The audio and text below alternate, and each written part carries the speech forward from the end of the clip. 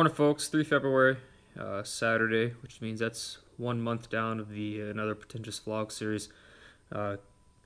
Nothing adventurous or photography planned today. I kind of want to do a recap of the last month, but more importantly, going down to meet Steve here in a few minutes because it's range day.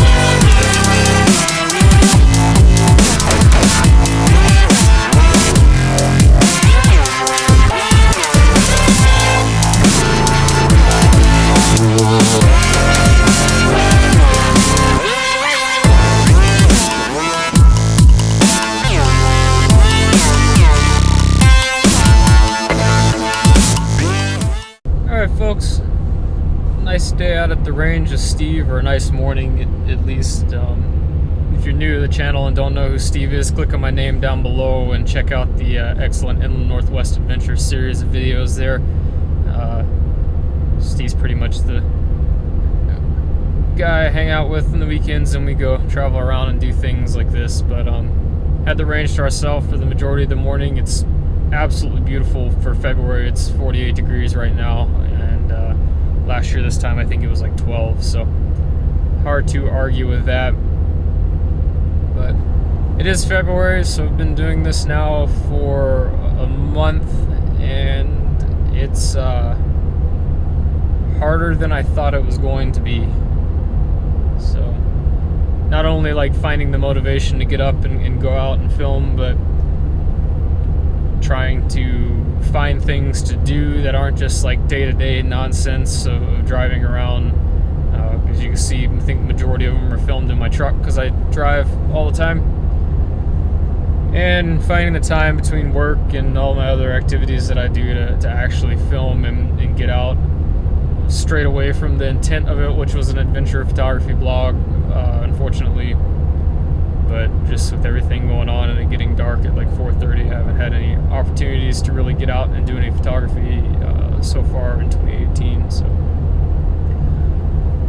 but at the end of the day, still doing it and getting it done and getting them uploaded. Don't know if anyone is actually watching them or enjoying them. Hopefully my family is, and that's all I really care about. Guess I'm doing better than Logan Paul right now. I probably have more views than he does at this point since his little shenanigans over the week. But what can you do?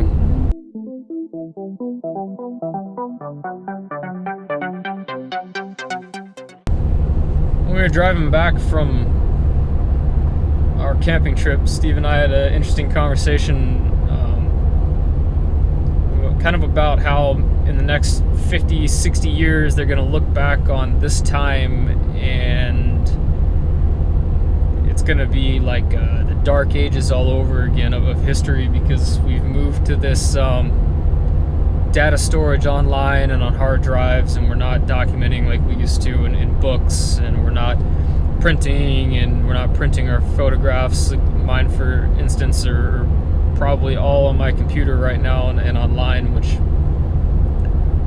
I mean, that's so easy for that to get lost, and these drives and computers don't have unlimited life. So it'd be really interesting to see what happens in 50 years if these things start degrading. What happens to our written records and our all of our media that's on film and online, if it's going to still be around or if it's going to start to degrade and deteriorate. Because I'd really like to be able to pull these back up in 50, 60 years and show my kids and be like, you know, your dad was a moron back in the day. Look at all the dumb stuff that he did that he thought was cool or filmed for grins. And I don't know, maybe it's a bad thing, maybe it's a good thing. People won't see the idiots of our society these days eating Tide Pods and all that nonsense, but I think it's a shame that we're going to lose probably a generation's worth of data before we really find out another way to track or store all of our electronic and internet-based history as it seems to be coming now. But I don't know, hopefully we're on long enough to see what happens and how people kind of adapt to that and save all these memories.